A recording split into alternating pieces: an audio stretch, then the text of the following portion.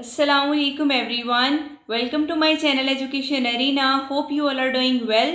Today the topic which I am going to discuss in front of you people is a religious document, causes and consequences leading to the Battle of Khyber.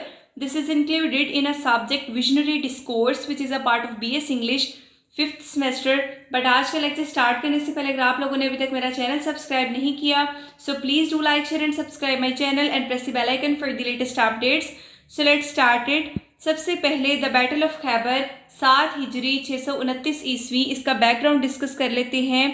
तो जब profit Mohammad सल्लल्लाहु अलैहि वसल्लम ने Medina हिजरत फरमाई तो आपको कांस्टेंट थ्रेट्स जो हैं, मुसलसल ख़तरात का सामना करना पड़ा, जिनमें सबसे पहले क्या फ्रॉम कुरैश ऑफ मक्का के कुरैश की तरफ से जो इस्लाम के सख्त मुखालिफ थे।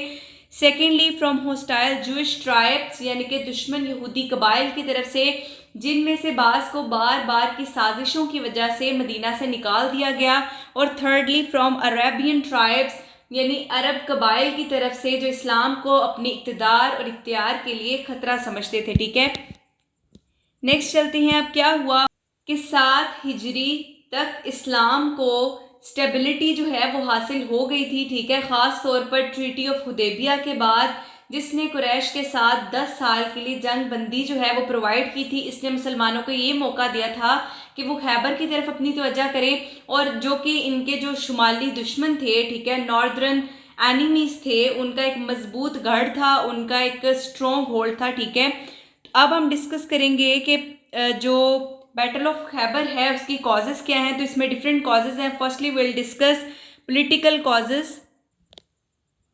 सो खैबर के यहूदी कबाइल यानी कि खैबर के जो जूइश ट्राइब्स थे, ख़ास तौर पर जिलावतन बनु नदीर, मुसलमानों को ख़त्म करने के लिए पुरज़म थे। ठीक है, वो डिटर्मिन्ड थे मुसलमानों को ख़त्म करने के लिए। उसके बाद क्या है, इन्होंने ग़ज़वा खंदक अहज़ाब के साथ इत्तेहाद में हिस्सा लिया था। ठीक है, और इसी के असल मंसूबा साज भी यही थे। ठीक है, अब खंदक की नाकामी के बाद वो खैबर में दोबारा जमा हो गए और नए हमलों की मंसूबाबंदी करने लगे। इन्होंने कुरैश, ठीक है, गुतफान और दीगर जो दुश्मन कबाइल से भी इत्तेहाद कायम करने की कोशिश की ताकि मदीना को हर तरफ से वो घेर ले। नेक्स्ट हम डिस्कस करेंगे इकोनॉमिक कॉजेज़ को, यानी कि मौशी असबाब। अब खैबर जो है वो एक ज़रखेज़ नखलिस्तानी इलाका था जो कि एग्रीकल्चर और दौलत में माला माल था।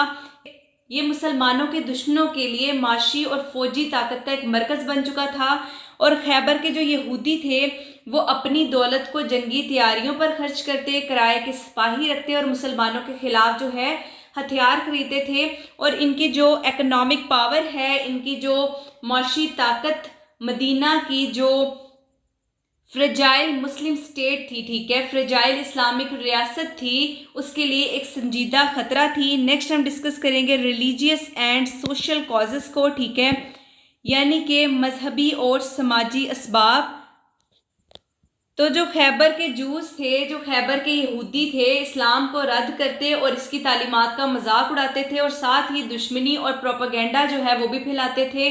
वो मुसलसल नबी करीम सल्लल्लाहु अलैहि वसल्लम को नाउज़ुबिल्लाह शहीद करने की साजिशें करते रहे, और एक वाक़े में एक यहूदी औरत ने आप सल्लल्लाहु अलैहि वसल्लम को जहर देने की कोशिश भी की थी। अब इनकी मौजूदगी मदीना और उसके इर्द गिर्द में बसने वाले मुसलमानों के लिए अदम तहफ़्फ़ुज़ का बाइस बनी हुई थी। ठीक है, और इस्लाम के सर्वाइवल के लिए, इस्लाम की बका के लिए इस खतरे का खात्मा बहुत ज़रूरी था।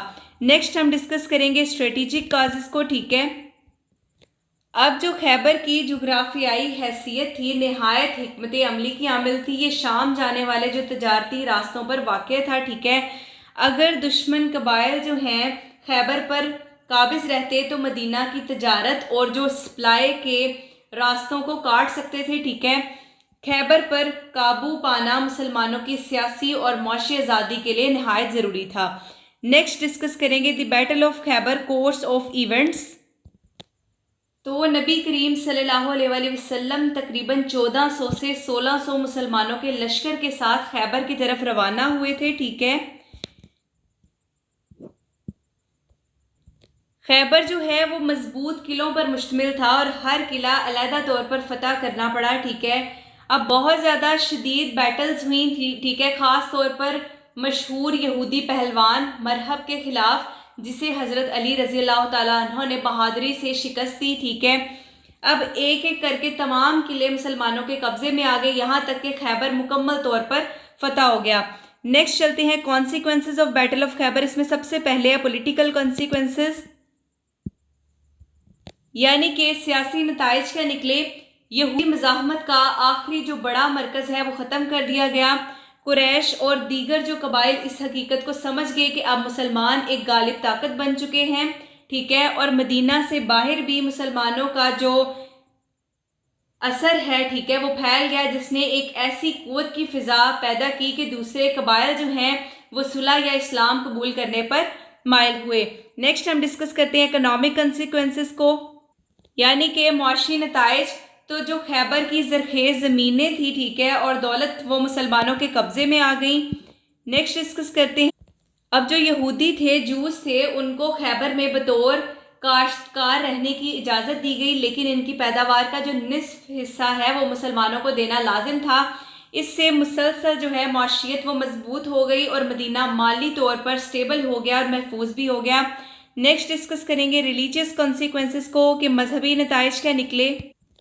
اب خیبر کی جو فتح تھی اس کو ایک ڈیوائن بلیسنگ، ایک خدائی برکت سمجھا گیا، جس نے مسلمانوں کے ایمان کو مضبوط کیا اور نبی کریم صلی اللہ علیہ وسلم کی قیادت پر اعتماد کو مزید پختہ کر دیا۔ نیکسٹ، جو اسلام کے خوف کی جگہ اس کی بڑھتی ہوئی طاقت کے احترام نے لے لی، ٹھیک ہے، اسلام تیزی سے پھیلنے لگا کیونکہ قبائل نے مسلمانوں کو نہ صرف روحانی طور پر ہدایت یافتہ بلکہ سیاسی طور پر طاقتور بھی بنایا۔ نیکسٹ ڈسکس کرتے ہیں سوشل کانسیکوینسز کو، یعنی سماجی نتائج اس کے کیا نکلے۔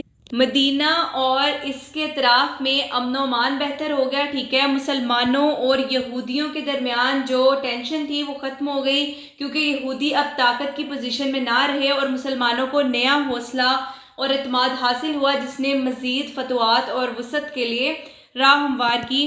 نیکسٹ ڈسکس کرتے ہیں اس کے لانگ ٹرم کنسیکوینسز کیا تھے۔